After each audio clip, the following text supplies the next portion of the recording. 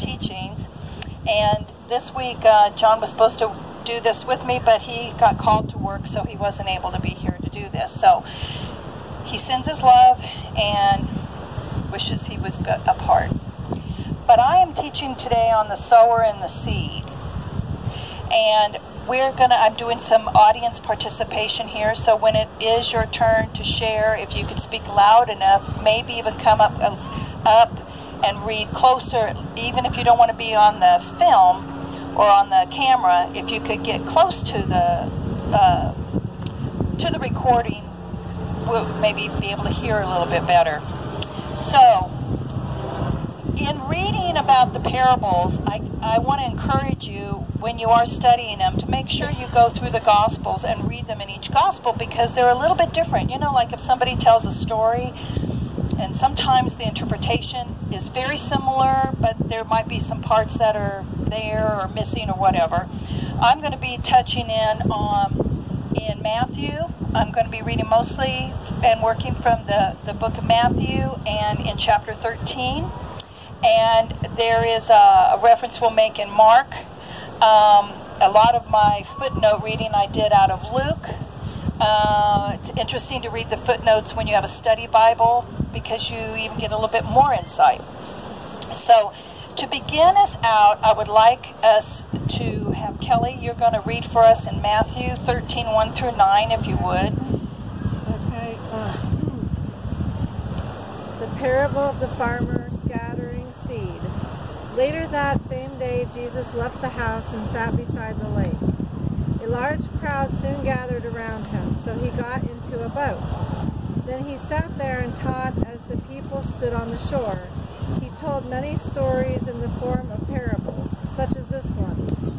Listen, a farmer went out to plant some seeds. As he scattered them across his field, some seeds fell on a footpath, and the birds came and ate them. Other seeds fell on shallow soil with underlying rock. The seeds sprouted quickly because the soil was shallow. But the plants soon wilted under the hot sun, and since they didn't have deep roots, they died. Other seeds fell among thorns that grew up and choked out the tender plants.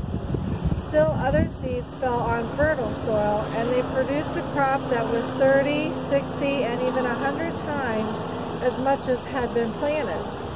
Anyone with ears to hear should listen and understand. Thank you very much.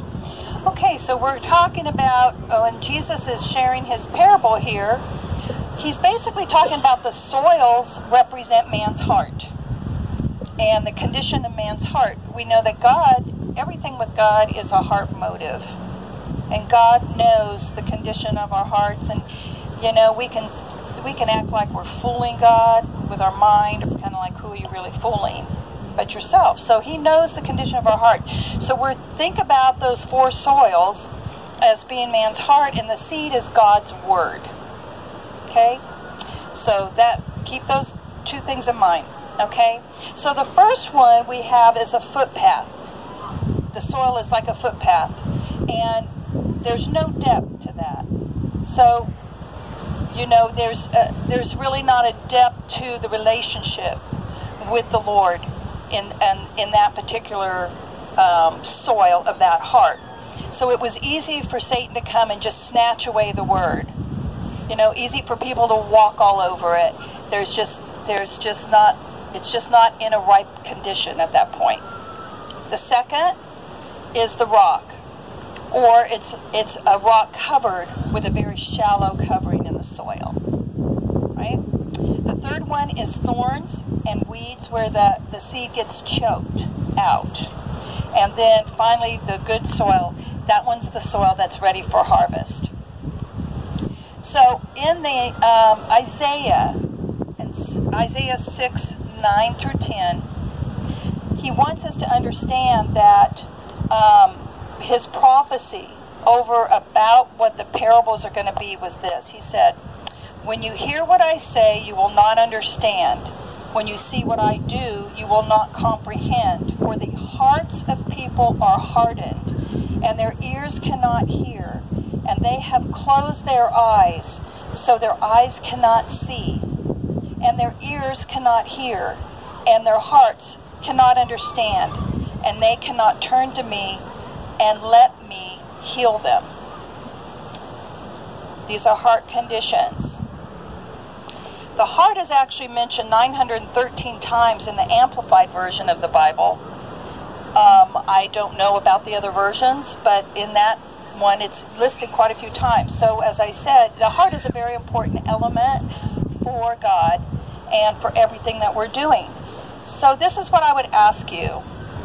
When you hear somebody speaking, when you hear, do you listen to gain understanding? Or is your mind wandering somewhere else? So I would say, when you're hearing, are you listening? Repeat that for me. When you're hearing, are you listening?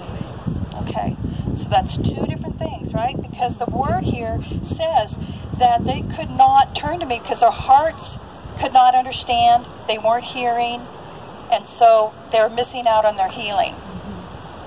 Okay, Jim, you've got Mark 4:21 through 25. Now, I'll note in this that this isn't referenced in some of the other Gospels, but Jim's going to read this part, which is talking about the lampstand. Parable of the lamp. Then Jesus asked them, would anyone light a lamp and then put it under a basket or under a bed? Of course not. A lamp is a place, understand, where its light will shine. For everything that is hidden will eventually be brought into the open, and every secret will be brought to the light. Anyone with ears to hear should listen and understand. Then he added, pay close attention to what you hear. The closer you listen, the more understanding you will be given, and you will receive even more. To those who listen to my teaching, more understanding will be given. For those who are not listening, even what little understanding you have will be taken away from you. Taken away from them. So again, the importance of that. Now let's just kind of bring that home a little bit to your own personal relationships with your family, with your children, with your spouse, your significant other. You know, how many times have you saying, oh, I wish they would just listen to me. I wish they'd just hear what I had to say. Well, they may hear you, but then they block it out.